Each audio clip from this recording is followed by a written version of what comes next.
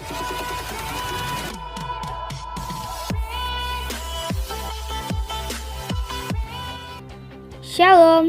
apa kabar keluarga GBI MCC? Kembali lagi dalam MCC News kali ini, kami informasikan kegiatan gereja dalam 1 pekan ke depan. WBI MCC diliburkan, untuk pelaksanaan kegiatan akan diinfokan kemudian. Pelaksanaan KUL akan dilakukan melalui aplikasi Zoom. Harap menghubungi masing-masing gembala KUL. KOM 100 lanjutan akan diadakan setiap hari Rabu dan Jumat, dimulai pada tanggal 3 Juni 2020 melalui aplikasi Zoom. Untuk pelayanan pastoral, sementara waktu dilakukan melalui telepon dan WhatsApp. Offering, giving back to God. Untuk perpuluhan, misi, penginjilan, ucapan syukur, diakonia, dan lain-lain, dapat ditransfer pada rekening BCA berikut ini. Demikian MCC News kali ini. Jaga kesehatan dan happy Sunday. Shalom, saudara terkasih. Ketika mujizat sedang terjadi dalam hidup kita, sakit disembuhkan, berkat berlimpah, akan sangat mudah bagi kita untuk mengatakan, Tuhan, Engkau sangat baik bagiku. Namun, bagaimana ketika semua hal itu tidak terjadi dalam hidupmu? Sadarilah saudara, kita hidup, kita ada hari ini, semua karena kemurahan Tuhan.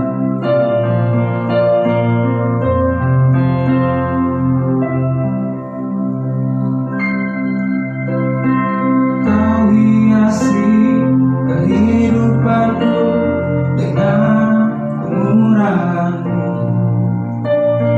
Kau rancangan masa depanku penuh dengan harapan. Kau hiasi kehidupanku dengan kemurahan-Mu. Kau rancangan masa depanku penuh dengan harapan. Aku ada saat ini, semuanya karena kasih-Mu. Aku hidup hari ini, semua berkat kemurahan-Mu. Terima kasih Yesus, Engkau sangat baik, amat baik bagiku.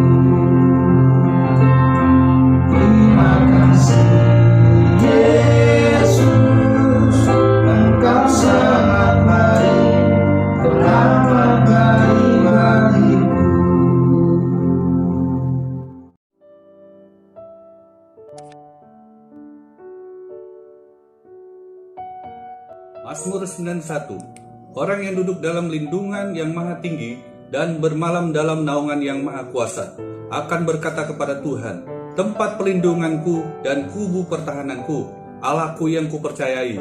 Sungguh dialah yang akan melepaskan engkau dari jerat penangkap burung, dari penyakit sampar yang busuk, dan dengan kepaknya ia akan menundungi engkau. Di bawah sayapnya engkau akan berlindung. Kesetiaannya ialah perisai dan pagar tembok. Kau tak usah takut terhadap dahsyatan malam, terhadap panah yang terbang di waktu siang, terhadap penyakit sampar yang berjalan dalam gelap, terhadap penyakit menular yang mengamuk di waktu petang. Walau 1.000 orang rebah di sisimu dan 10.000 di sebelah kananmu, tetapi itu tidak akan menimpamu. Engkau hanya menontonnya dengan matamu sendiri dan melihat pembalasan terhadap orang-orang fasik. Sebab Tuhan ialah tempat perlindunganmu, yang maha tinggi telah kau buat tempat perteduhanmu. Malapetaka tidak akan menimpa kamu, dan tulah tidak akan mendekat kepada kemahmu. Sebab malaikat-malaikatnya akan diperintahkannya kepadamu untuk menjaga engkau di segala jalanmu. Mereka akan menatang engkau di atas tangannya, supaya kakimu jangan terantuk kepada batu. Singa dan ular tedung akan engkau langkai, engkau akan menginjak anak singa dan ular naga. Sungguh hatinya melekat kepadaku, maka aku akan meluputkannya, aku akan membentenginya, sebab ia mengenal namaku. Bila ia berseru kepadaku, aku akan menjawab, aku akan menyertai dia dalam kesesakan, aku akan meluputkannya dan memuliakannya. Dengan panjang umur akan kukenyangkan dia, dan akan kuperlihatkan kepadanya keselamatan daripadaku.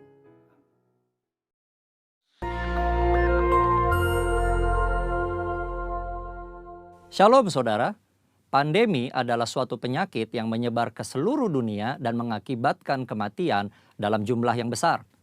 Dunia pernah menghadapi beberapa pandemi dan hari-hari ini kita sedang menghadapi pandemi COVID-19. Nah, banyak yang bertanya, apa makna pandemi ini bagi orang percaya? Untuk menjawab pertanyaan ini, mari kita melihat dua hal berikut terlebih dahulu. 1. Dosa adalah akar dari sakit penyakit. Tuhan menciptakan manusia dan menempatkannya di Taman Eden dalam kondisi yang ideal. Tidak ada kejahatan, penderitaan atau sakit penyakit. Namun kondisi yang ideal tersebut menjadi rusak ketika manusia menggunakan kehendak yang dimilikinya dengan cara yang keliru. Iblis memberikan pendapat yang salah dengan cara yang menarik, sehingga akhirnya Hawa mengambil buah pengetahuan baik dan jahat, memakannya, demikian juga diikuti oleh Adam. Akibatnya, dosa masuk ke dalam kehidupan manusia dan menurunkan kutuk, sakit penyakit, kekacauan, dan kematian kekal. 2. Anak-anak Tuhan tinggal di dalam dunia yang berdosa. Kita perlu mengetahui bahwa kita sebagai orang percaya tinggal di dalam dunia yang sudah jatuh dalam dosa. Oleh karenanya, anak-anak Tuhan sangat rentan terhadap akibat-akibat dosa. Namun buat anak-anaknya, Tuhan memberikan perlindungan yang luar biasa. Ada pagar yang mengelilingi anak-anak Tuhan yang tidak dapat ditembus oleh si jahat. Jika si jahat ingin mencobai anak-anak Tuhan, mereka memerlukan izin dari Tuhan. Dan salah satu syarat Tuhan adalah pencobaan itu tidak boleh melampaui kekuatan manusia. Kita harus ingat, diberikan izin atau tidak, itu adalah kedaulatan Tuhan.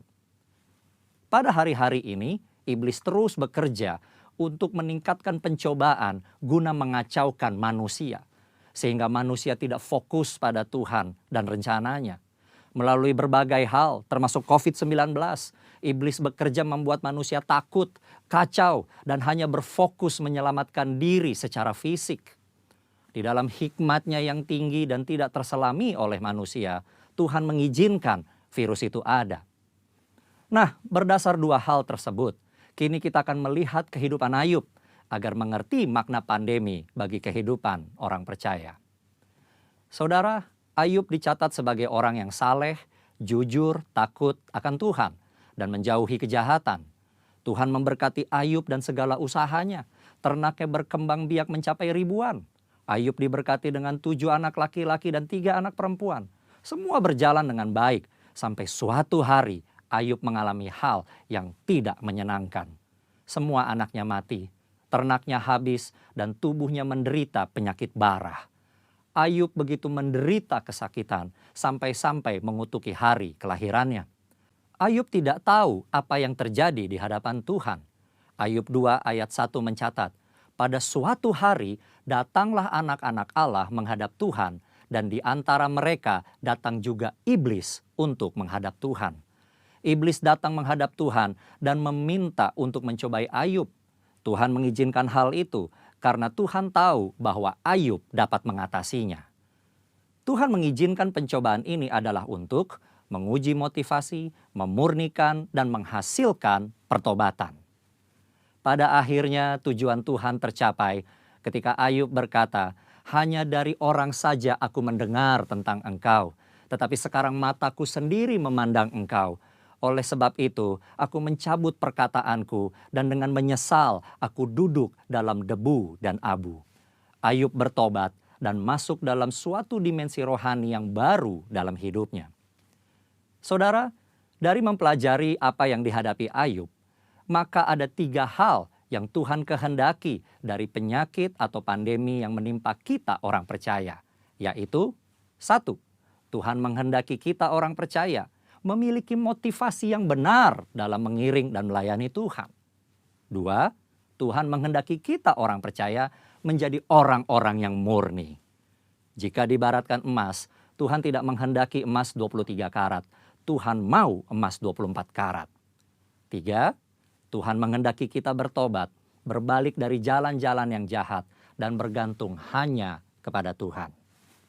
Kesimpulannya, Tuhan yang kita sembah dan layani adalah penguasa yang maha tinggi.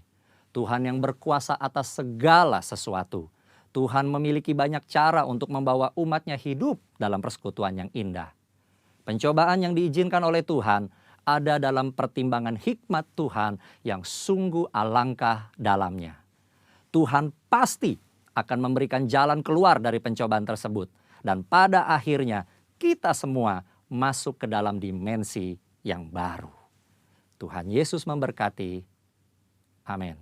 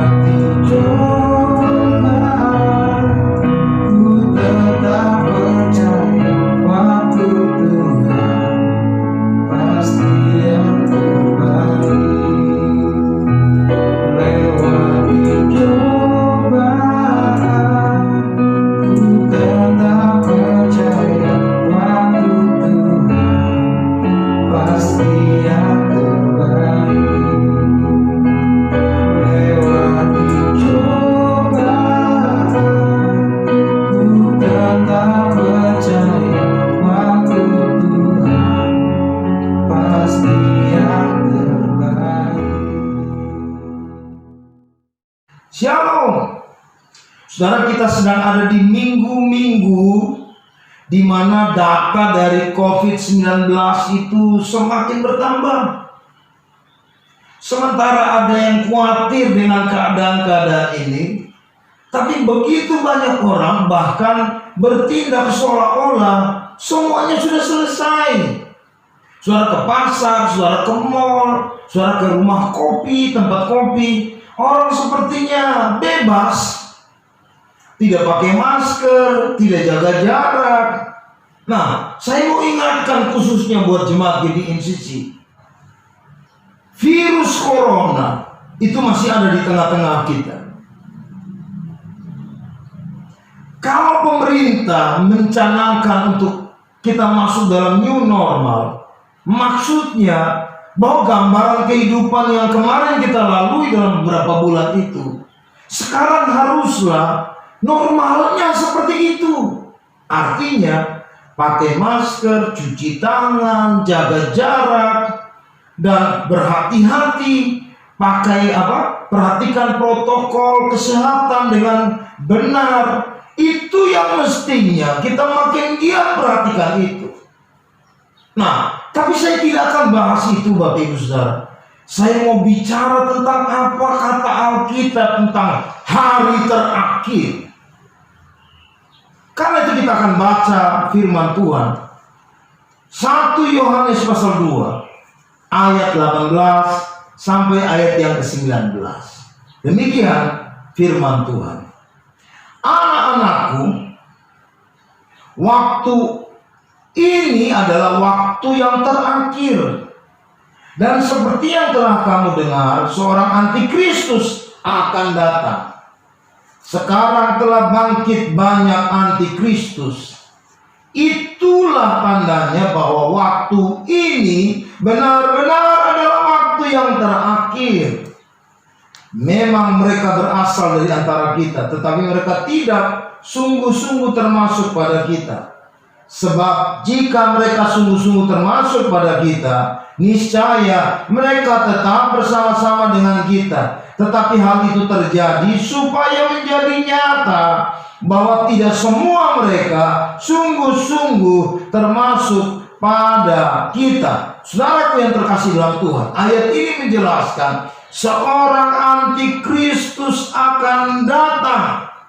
Memang telah muncul antikristus sebelumnya, tapi ini sedang bicara tentang apa yang terjadi di hari terakhir, Bapak Ibu Saudara. Dan Alkitab menjelaskan buat kita. Saya tidak akan bedah siapa tokoh ini. Saya tidak akan bahas siapa dia. Tapi yang saya mau bahas tentang hal-hal yang terjadi sebelum itu datang di tengah-tengah kita. 2 Tesalonika 2 ayat 3 sampai ayat yang ke-8. Mari sama-sama kita baca. Janganlah kamu memberi dirimu disesatkan orang dengan cara yang bagaimanapun juga. Yang mengerti bilang amin. Saya berdoa biar kita sepakat sama-sama. Tidak ada yang mau disesatkan dengan cara bagaimanapun juga. Amin. Sebab sebelum hari itu haruslah datang dahulu murtad, dan haruslah dinyatakan dahulu manusia durhaka yang harus binasa. Jadi Bapak Ibu Saudara, sebelum peristiwa itu terjadi, Alkitab bilang ini, harus datang dahulu yang disebut dengan apa? Murtad. Harus dinyatakan dahulu manusia durhaka. Kita lanjut. Yaitu lawan yang meninggikan diri di atas segala yang disebut atau disembah sebagai Allah. Bahkan ia duduk di bait Allah dan menyatakan diri sebagai Allah.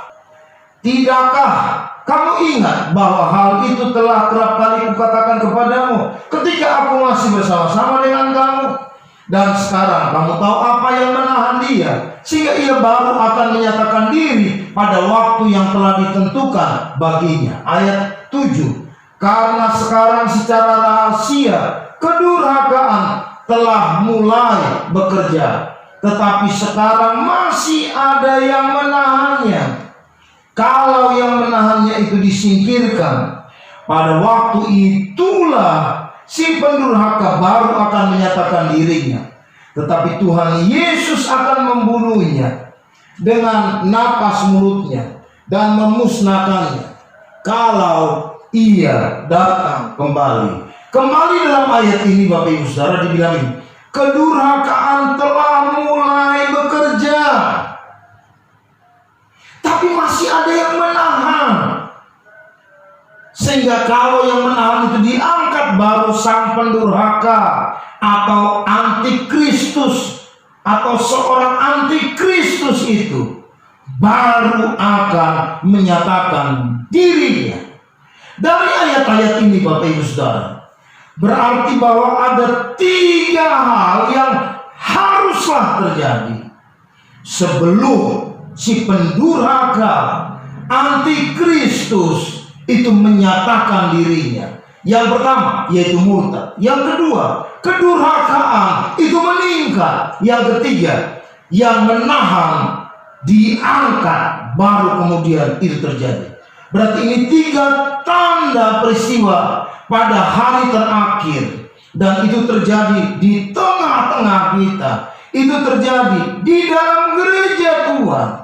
Saudara yang terkasih dalam Tuhan Yesus Kristus, kita tidak akan bahas 2 hal yang di belakang, yaitu kedurhakaan itu apa. Kita tidak akan bahas yang menahan itu harus disingkirkan, baru antikristus itu menyatakan diri, karena akan jadi panjang. Itu nanti di episode berikutnya. Tapi saya akan bahas hari ini tentang murtad. Nah, pertanyaannya, apa itu murtad? Seperti apa itu murtad? Dalam Kamus Besar Bahasa Indonesia, murtad itu bicara tentang berbalik belakang. Murtad bicara tentang berbalik kafir. Murtad bicara tentang membuang iman, berganti menjadi ingkar. Saudara yang terkasih dalam Tuhan Yesus Kristus, kita akan lihat sama-sama dalam konsep Alkitab. Apa yang ditulis dalam Alkitab tentang murtad. Dalam bahasa Yunani ada 3 istilah yang saya temukan Bapak Ibu Saudara, yang dipakai untuk menerangkan tentang kata murtad itu. Istilah yang pertama yaitu skandaliso. Istilah yang kedua yaitu apostasia. Dan ada kata yang ketiga yaitu parapipto. Ternyata 3 kata ini dipakai dalam Alkitab Perjanjian Baru untuk menjelaskan tentang gambaran murtad itu. Dan kalau kita pelajari, 3 kata ini juga menjelaskan tentang seperti apa nasib akhir daripada orang-orang yang mengalami yang disebut murtad ini. Tapi kita tidak punya waktu yang juga panjang untuk bahas ini semua, sehingga hari ini saya hanya punya kesempatan untuk bahas sedikit bagian dari istilah skandaliso. Nah, Bapak Ibu Saudara yang terkasih dalam Tuhan, sebelum buru-buru kita bahas tentang skandaliso itu, lihat ada 2 arah kemurtadan yang terjadi, yang kita akan saksikan, kita akan terus lihat di hari-hari menjelang hari Tuhan itu tiba, yaitu kemurtadan teologis dan kemurtadan moral. Saudara kalau baca hal-hal yang berkaitan dengan kemurtadan teologis, 1 Timotius pasal yang keempat ayat 11 dibilang begini, tetapi Roh dengan tegas mengatakan bahwa di waktu-waktu kemudian ada orang yang akan murtad, lalu mengikuti roh-roh penyesat dan ajaran setan-setan. 1 Timotius 4 ayat 11 menjelaskan di waktu kemudian. Jadi peristiwa murtad itu diingatkan oleh Rasul Paulus kepada Timotius. Saudara yang terkasih dalam Tuhan Yesus Kristus, arah daripada murtad ini dikaitkan dengan sebuah penyesatan yang dilakukan oleh ajaran-ajaran setan-setan. 2 Timotius pasal yang keempat, kita baca mulai ayat yang pertama sampai ayat yang keempat. Itu menjelaskan tentang Injil palsu yang berpusat pada keinginan manusia dan kepentingan diri, akan popularitas, hal-hal yang menyenangkan daging. Itu yang terjadi, Bapak Ibu Saudara. Dikatakan di situ bahwa karena akan datang waktunya orang tidak dapat lagi menerima ajaran yang sehat, tetapi mereka akan mengumpulkan guru-guru menurut kehendaknya untuk memuaskan keinginan telinganya. Jadi dijelaskan ada guru-guru yang disukai untuk hanya memuaskan telinganya. Jadi ada sebuah perubahan, ada sebuah fokus yang kemudian menyimpang, bukan kepada semakin intim dekat dengan Tuhan, tapi justru hal-hal yang menyenangkan, menyukakan, keinginan telinga, keinginan diri pribadi. Itu yang terjadi di hari terakhir. Saudara yang terkasih dalam Tuhan Yesus Kristus, coba kita lihat apa yang Petrus katakan berkaitan dengan perkara ini. Kemudian yang kedua, yaitu kemurtatan moral. Saudara baca apa yang ditulis oleh Petrus dalam 2 Petrus pasal yang kedua, ayat 1 sampai ayat 22. Kita baca sama-sama ayat-ayat ini. Dibilang begini: sebagaimana nabi-nabi palsu dahulu tampil di tengah-tengah umat Allah, demikian pula di antara kamu akan ada guru-guru palsu. Mereka akan memasukkan pengajaran-pengajaran sesat yang membinasakan. Bahkan mereka akan menyangkal penguasa yang telah menebus mereka, dan dengan jalan demikian segera mendatangkan kebinasaan atas diri mereka. Banyak orang akan mengikuti cara hidup mereka yang dikuasai hawa nafsu, karena mereka jalan kebenaran akan dihujat. Saya coba perhatikan kalimat itu. Dibilang begini: sama seperti pada zaman dulu muncul nabi-nabi palsu, demikianlah sekarang ini akan muncul apa, Bapak Ibu Saudara? Pengajaran-pengajaran sesat yang diajarkan oleh guru-guru palsu, dan fokusnya ini berkaitan dengan hawa nafsu yang ada dalam diri banyak orang. Saudara terkasih dalam Tuhan Yesus Kristus, lanjutannya ayat 20 sampai ayat 22. Sebab jika mereka oleh pengenalan mereka akan Tuhan dan Juru Selamat kita, Yesus Kristus, telah melepaskan diri dari kecemaran-kecemaran dunia, tetapi terlibat lagi di dalamnya, maka akhirnya keadaan mereka lebih buruk daripada yang semula. Karena itu bagi mereka adalah lebih baik jika mereka tidak pernah mengenal jalan kebenaran, daripada mengenalnya tetapi kemudian berbalik dari perintah kudus yang disampaikan kepada mereka. Bagi mereka cocok apa yang dikatakan peribahasa yang benar ini: anjing kembali lagi ke muntahnya, dan babi yang mandi lagi ke kubangannya.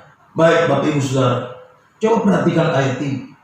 Seseorang yang telah meninggalkan kecemaran-kecemaran di waktu lalu, tapi kemudian berbalik lagi. Alkitab bahkan bilang ini: lebih baik orang yang seperti ini tidak pernah mengenal Allah. Itu artinya bahwa ini sesuatu yang paling naif kalau itu terjadi. Tapi itu realita yang Alkitab bilang.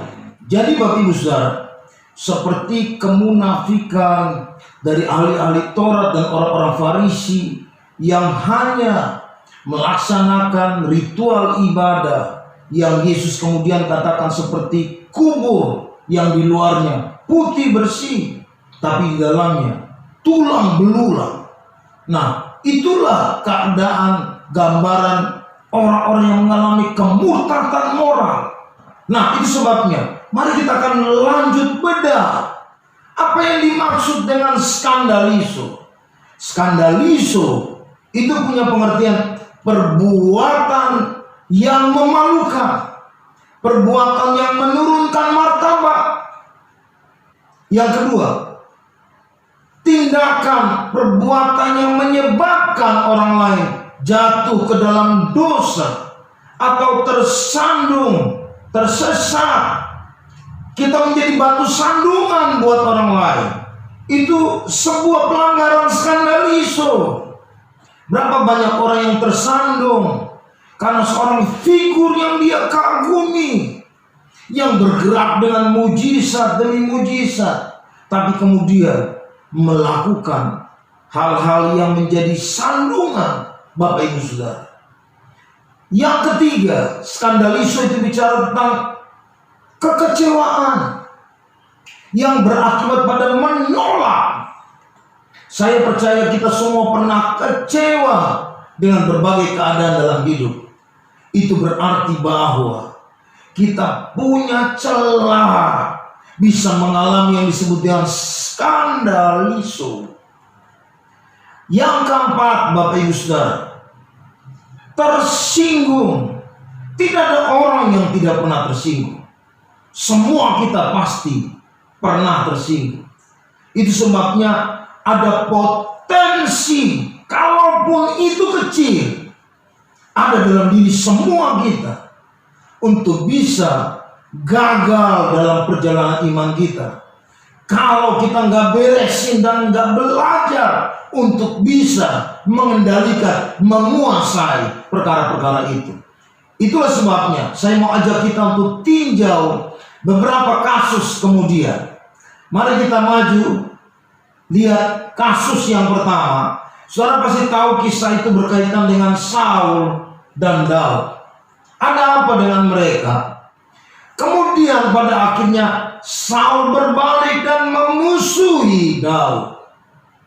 Muncul di dalam 1 Samuel pasal 24 ayat 12-13. Ketika itu Daud punya kesempatan untuk bisa melukai Saul. Tapi Daud tidak lakukan itu. Dia bahkan berkata gini, Tuhan kiranya jadi hakim antara aku dan engkau. Tuhan kiranya membalaskan aku kepadamu, tapi tanganku tidak akan memukul engkau. Saya melihat di sini Daud tahu tentang otoritas. Daud menghormati otoritas. Tapi kemudian muncul sebuah kalimat yang menjadi sebuah gambaran buat kita. Ini yang ada dalam pikiran Daud. Ini yang kemudian disimpulkan oleh Daud tentang siapa Saul pada waktu itu terjadi. Dia berkata begini, seperti peribahasa orang tua-tua mengatakan, dari orang fasik timbul kefasikan, tetapi tanganku ini tidak akan memukul engkau. Saudara perhatikan kalimat itu. Dari orang fasik timbul apa? Kefasikan. Itu berarti, kalau saya terjemahkan kalimat ini, kefasikan itu hanya terjadi kepada orang-orang yang fasik. Sekali lagi, tindakan fasik itu tentu lahir dari orang yang juga fasik. Saudaraku yang terkasih dalam Tuhan Yesus, kalau saya tantang saudara hari ini dan bertanya, berapa banyak saudara dan saya yang ada di sini sudah tidak lagi fasik? Apakah saudara ada di pihak tidak lagi fasik? Tapi dengarkan baik-baik dan mari perhatikan apa yang dicatat dalam latar belakang ini.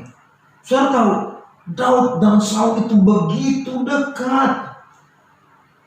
Dan kedekatan itu mulai hadir ketika Saul mengalami gangguan. dan saran daripada orang-orang dekatnya untuk mencari pemain kecapi. Sebab menurut mereka kalau dia dengar orang main kecapi, pasti roh jahat itu lari daripadanya. Sehingga kemudian mereka pergi dan menemukan yang namanya Daud. Daud dibawa datang ke istana Saul. Yang dicatat dalam ayat-ayat ini, coba perhatikan. 1 Samuel pasal 16. Mari kita baca. Demikianlah Daud sampai ke Saul dan menjadi pelayannya. Saul sangat mengasihinya dan ia menjadi pembawa senjatanya. Sebab itu Saul menyuruh orang kepada Isai mengatakan, biarkanlah Daud tetap menjadi pelayanku, sebab aku suka kepadanya.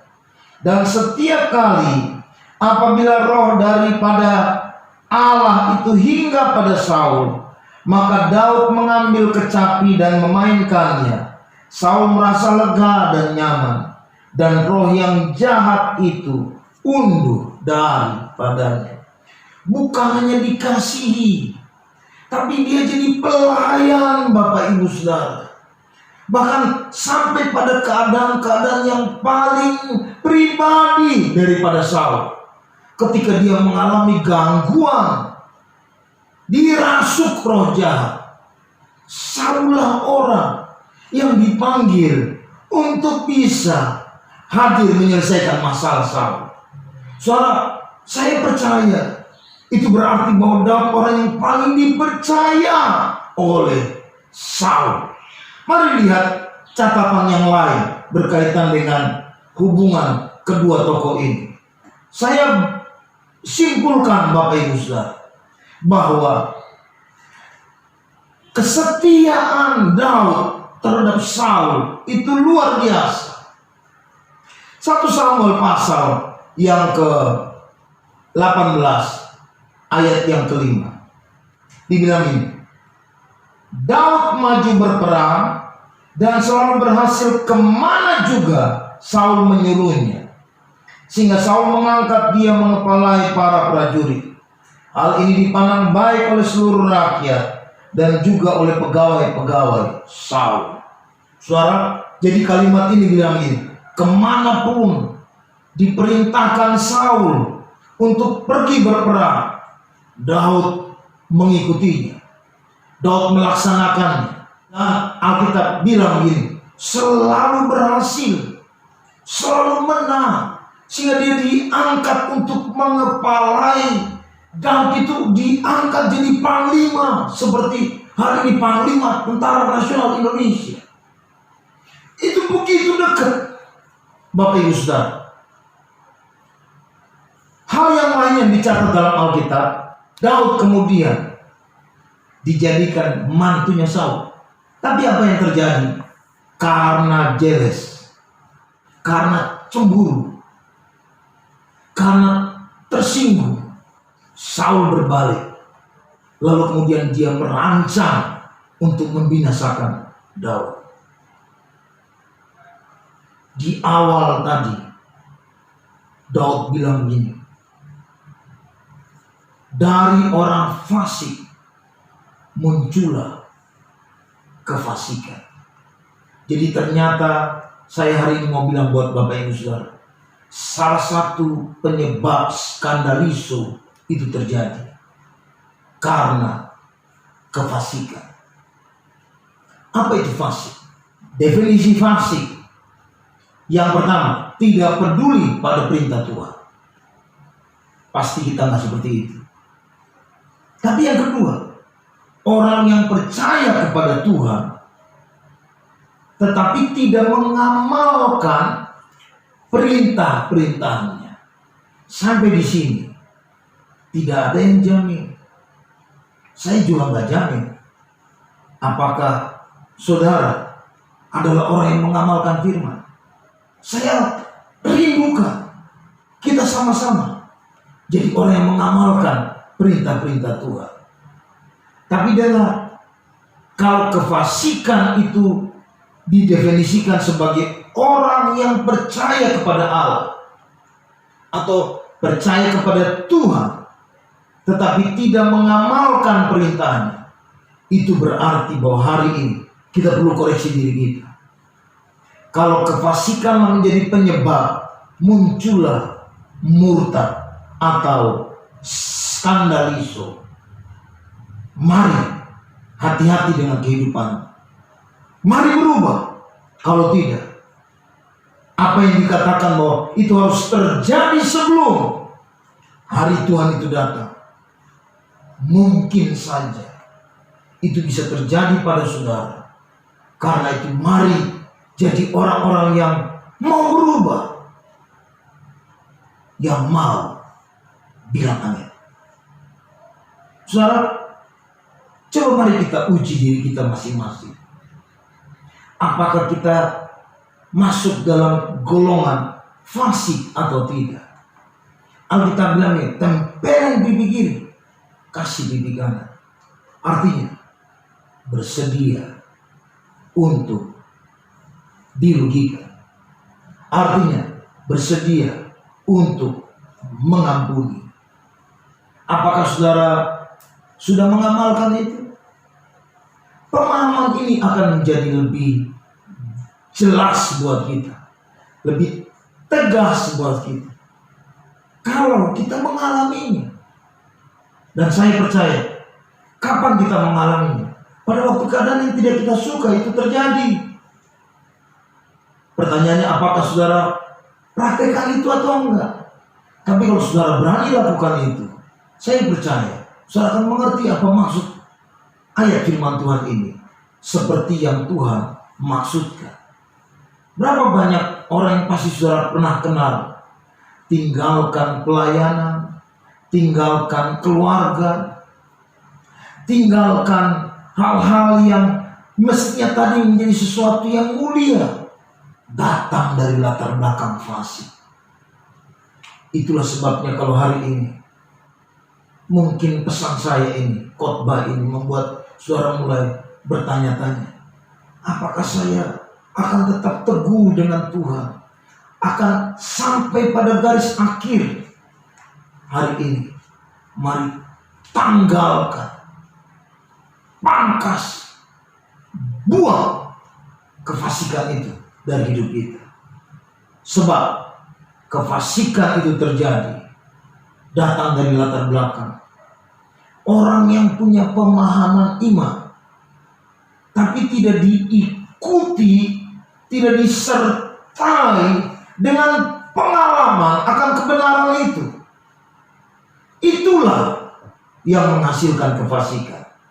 Jadi mari jadi orang percaya, anak Tuhan, yang selalu merindukan apa yang kau tahu dari firman Tuhan, biar itu menjadi pengalaman dalam kehidupan pribadimu. Amin. Nah saudara yang terkasih dalam Tuhan Yesus Kristus, sebelum kita maju pada yang berikutnya, saya mau akhiri bagian ini dengan berkata gini, supaya kita tidak fasik. Mazmur 1 ayat 1 sampai ayat yang ketiga bilang gini, berbahagialah orang yang garis bawah tidak berjalan menurut nasihat orang fasik.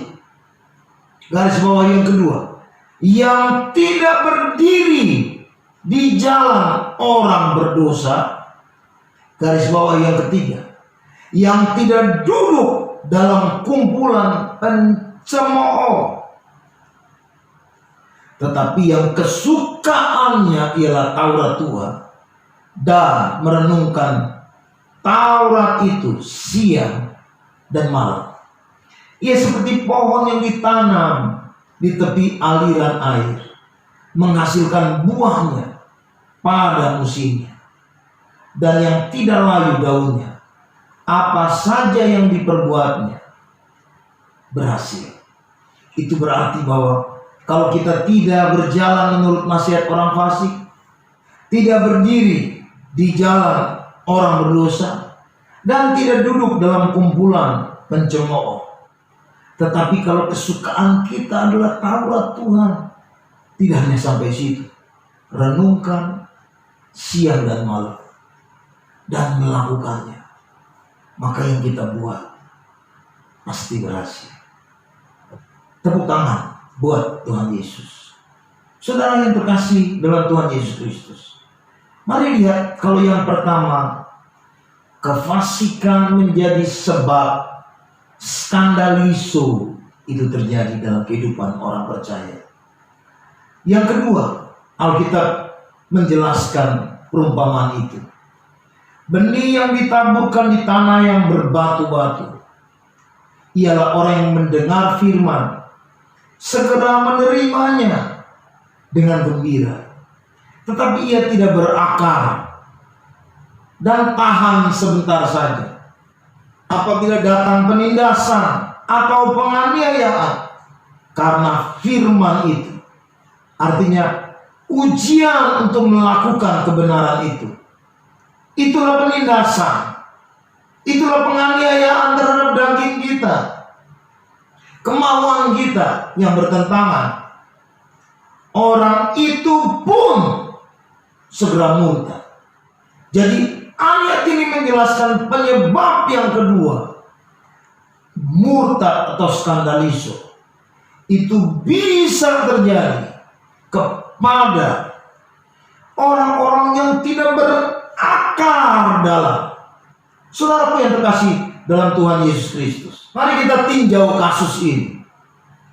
Ulangan pasal 1 ayat 19 sampai ayat 32. Karena nama saya kebetulan Moses atau Musa, saya tahu betul cerita ini. Saudara pasti ingat kisah ini ketika orang Israel sudah ada di pintu gerbang tanah perjanjian. Mereka di Kades Barnea. Di kondisi itu, Bapak Ibu Saudara, Musa mengutus 12 orang karena usulan dari orang-orang Israel yang dianggap baik, pergi mengintai tanah perjanjian itu. Sepulangnya, saudara, satu bangsa akhirnya menolak untuk menduduki tanah itu.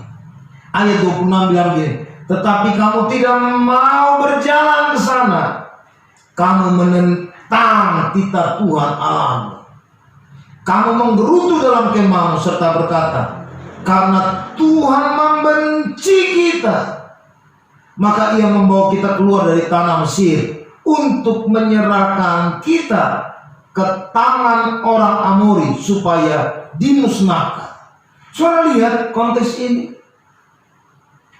Mereka menentang titah Tuhan untuk menduduki tanah itu. Yang muncul dalam persepsi mereka, yaitu Tuhan itu benci mereka, sehingga bawa mereka keluar dari Mesir. Pertanyaan saya, dari mana? Atau alasan apa sehingga muncul persepsi itu? Kok sampai berkata, sampai berpikir bahwa Tuhan itu membenci mereka? Itu yang menjadi latar belakang mereka keluar dari Mesir. Saudara, coba lihat argumen yang kemudian Musa tulis sebagai data-data begitu banyak yang Tuhan kerjakan kepada mereka. Kita baca ayat 30 sampai ayat yang ke-32. Tuhan Allahmu berjalan di depanmu. Dialah yang akan berperang untukmu, sama seperti yang dilakukannya bagimu di Mesir, di depan matamu. Dan di padang gurun, di mana engkau melihat bahwa Tuhan Allahmu mendukung engkau, seperti seorang mendukung anaknya sepanjang jalan yang kamu tempuh sampai kamu tiba di tempat ini. Tetapi walaupun demikian, kamu tidak percaya kepada Tuhan Allah. Bapak Ibu Saudara, perhatikan beberapa hal yang saya highlight. Tuhan yang berperang, Tuhan yang berjalan di depan mereka, Tuhanlah yang gendong mereka, seperti seorang bapak gendong anak dan bawa mereka tiba di Kades Barnea, Musa bilang, tetapi walaupun demikian, kamu tidak percaya kepada Tuhan Allah. Pertanyaannya, mengapa muncul persepsi Tuhan membenci mereka? Mengapa muncul ketidakpercayaan kepada Tuhan? Padahal begitu banyak sekali perbuatan-perbuatan yang membuktikan Allah lah yang berjalan di depan mereka, Allah lah yang berperang ganti mereka, Allah lah yang gendong mereka sampai di tempat itu. Saudara, kalau kita lihat dan tinjau kasus ini, pasti saudara tahu latar belakangnya. 400 tahun orang Israel mengalami perbudakan dari Firaun yang bengis. 400 tahun.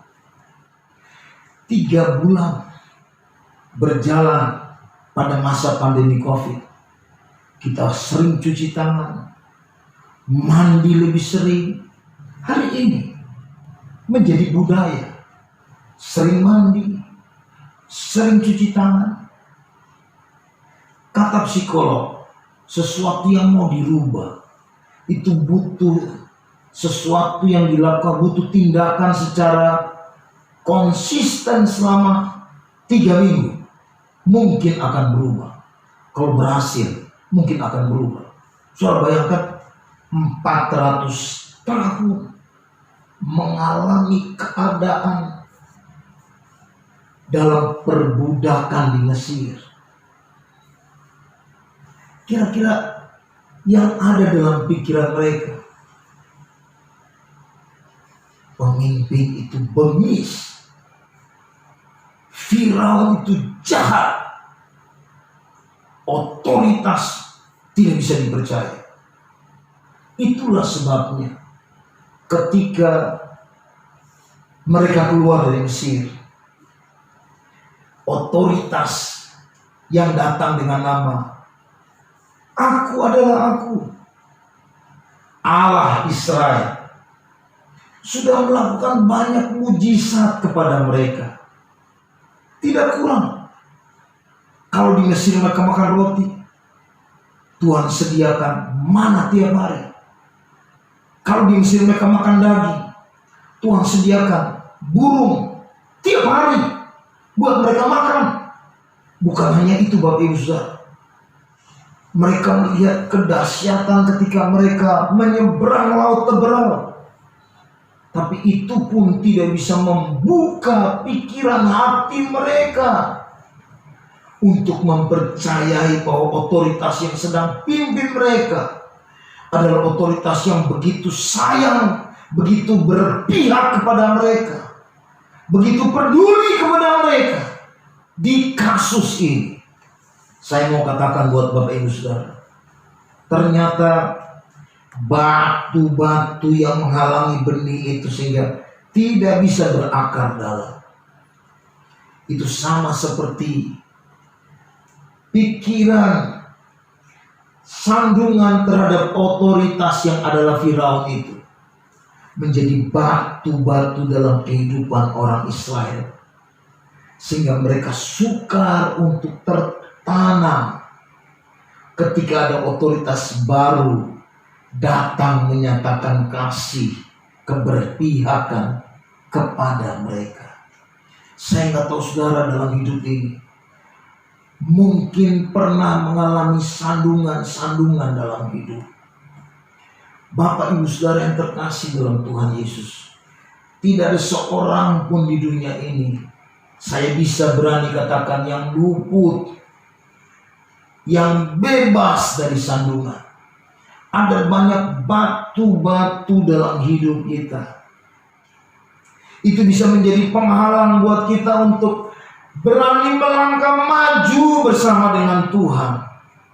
Tapi saya mau tutup episode ini dengan berkata buat Bapak Ibu Saudara, saudara mau jadikan sandungan, batu-batu itu menjadi sandungan bagimu, Atau mungkin seperti orang Nias, batu itu menjadi pijakan untuk lompat. Pilihan itu ada pada saudara. Tapi dengar, Yusuf, orang muda yang pernah bermimpi satu hari nanti dia akan menjadi seorang pembesar. Begitu banyak batu-batu yang bisa menyandung dia untuk tidak mencapai klimaks daripada mimpi dia. Tapi apa yang dikisahkan oleh Alkitab, Yusuf luar biasa. Saudara tahu, saya sebutkan paling tidak ada 5 batu-batu yang kita bisa rumuskan. Yang pertama, saudara-saudaranya yang rela lempar dia masuk dalam sumur. Saudara-saudaranya yang jual dia kepada orang-orang Ismail. Kemudian orang Ismail jual dia ke tante Potifar. Di rumah Potifar difitnah oleh tante Potifar. Dia dimasukkan ke dalam penjara. Di penjara dia menafsirkan mimpi juru minum dan juru roti. Tapi itu pun, momentum itu pun tidak menolong dia untuk keluar dari sandungan demi sandungan, batu demi batu penghalang yang dihadapi. Tapi saudara lihat apa yang terjadi. Yusuf dalam berbagai keadaan, dia tetap mempercayai bahwa Tuhan yang mengatur segala sesuatu. Seperti yang saya sampaikan minggu yang lalu, Tuhan ada di balik segala sesuatu. Tuhanlah yang menciptakan segala sesuatu. Kalau Yunus berkata, Tuhanlah yang buang dia ke dalam perut ikan atau ke dalam lautan itu. Perhatikan apa yang Yusuf katakan. Bukan karena batu-batu yang tadi, tapi dia berkata begini, tetapi sekarang janganlah bersusah hati, janganlah menyesali diri karena kamu menjual aku ke sini.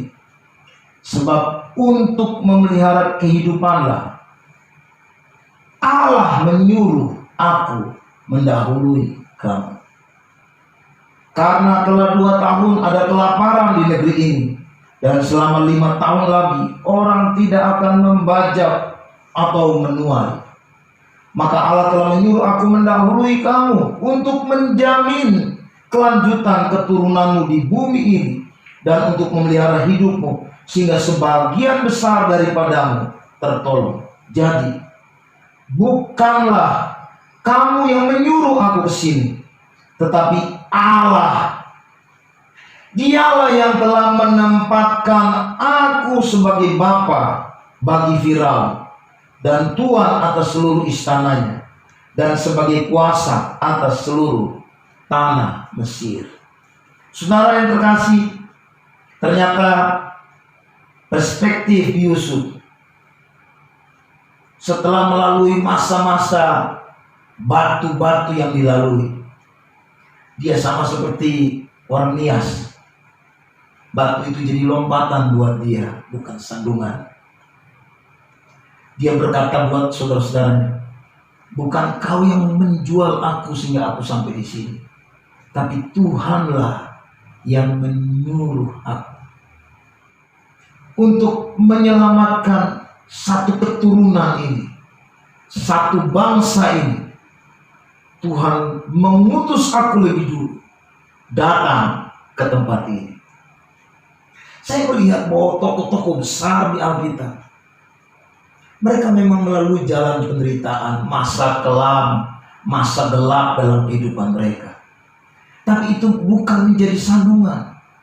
Justru batu-batu itu menjadi lompatan, batu lompatan dalam perjalanan iman mereka. Bagaimana dengan kita hari ini? Apakah saudara biarkan batu-batu dalam hidup itu menjadi sandungan bagimu? Atau kita hari ini mau sama-sama sepakat untuk berkata dan melihat bahwa batu apapun yang kita alami dalam sandungan dalam hidup ini, biar itu jadi batu lompatan. Amin. Amin. Jangan biarkan kepahitan hidup, jangan biarkan kekecewaan hidup, hal-hal yang melukai dirimu, itu menjadi penghalang bagimu untuk engkau bergerak maju.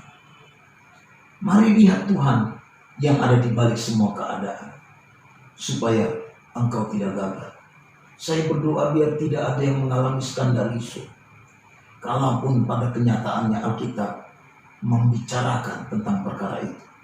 Saya berdoa biar di hari terakhir, di mana kita sedang ada di hari-hari itu, murtad memang pasti, tapi kita bukan bagian dari kelompok itu.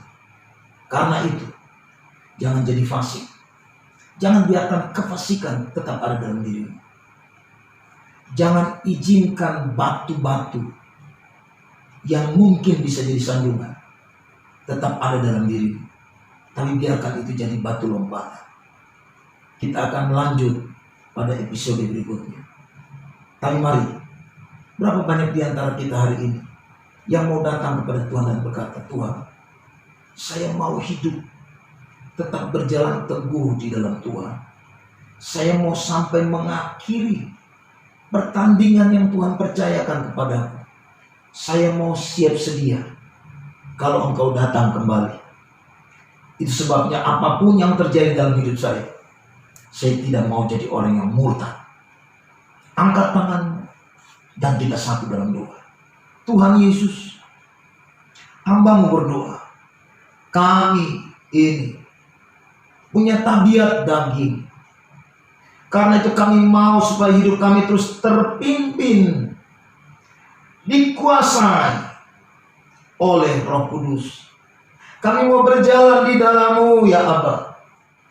Kami tidak ingin melihat apa yang dinubuatkan dalam Alkitab tentang keadaan pada hari terakhir itu terjadi dalam kehidupan kami.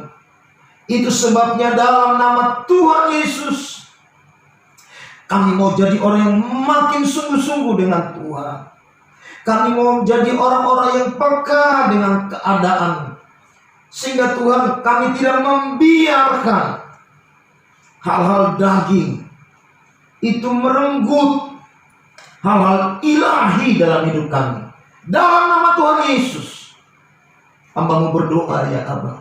Kalau ada di antara anak-anak-Mu yang karena faktor-faktor yang tadi kami dengar itu membuat mundur dari iman, Tuhan, hamba-Mu berdoa, panggil mereka kembali dalam nama Tuhan Yesus. Dalam nama Tuhan Yesus, datanglah kepada Tuhan. Ia pasti beri kelegaan kepadamu. Dalam nama Yesus, hamba-Mu berdoa, pulihkan ya Aba, pulihkan, baharui kembali.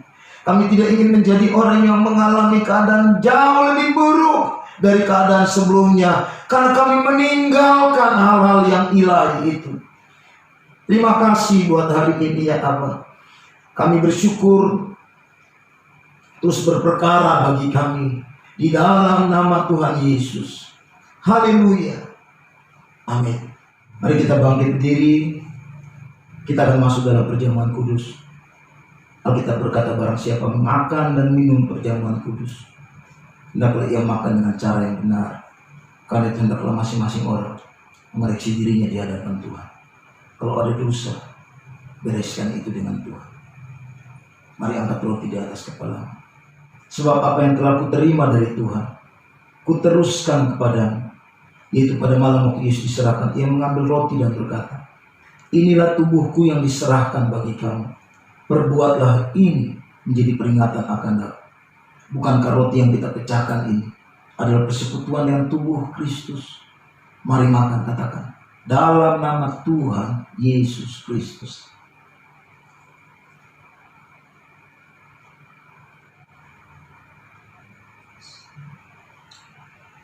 Mari angkat anggur di atas kepala kita. Demikian juga ia mengambil cawan sudah makan. dan berkata, cawan ini adalah perjanjian baru yang dimeteraikan oleh darah. Perbuatlah ini setiap kali kamu minumnya, menjadi peringatan akan darah. Bukankah cawan pengucapan syukur yang atasnya kita ucapkan syukur adalah persekutuan dengan darah Yesus? Mari minum, katakan dalam nama Tuhan Yesus Kristus. Mari kita berdoa. Tuhan, terima kasih buat kesempatan kami boleh bersekutu dengan tubuh dan darah-Mu. Kami akan terus mengingat korban Kristus sampai Kau datang kembali. Begitu besar kasih-Mu buat kami.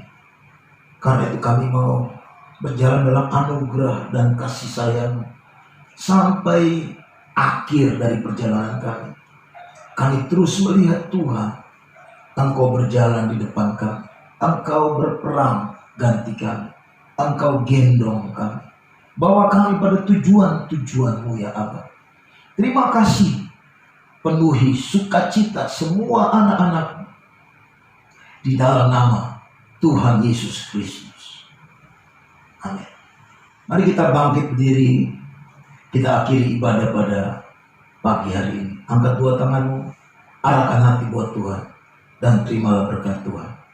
Tuhan menyertai engkau dan melindungi engkau. Tuhan menyinari wajahnya dan beri engkau kasih karunia. Tuhan mengadahkan wajahnya kepadamu dan beri engkau damai sejahtera. Diberkatilah hidupmu, usaha, pekerjaan, pendidikan. Engkau berhasil, engkau naik, engkau jadi kepala, engkau jadi berkat bagi banyak orang. Dalam nama Tuhan Yesus Kristus yang menerima segala berkat Tuhan ini, sama-sama katakan amin. Tuhan Yesus memberkati kita semua. Shalom.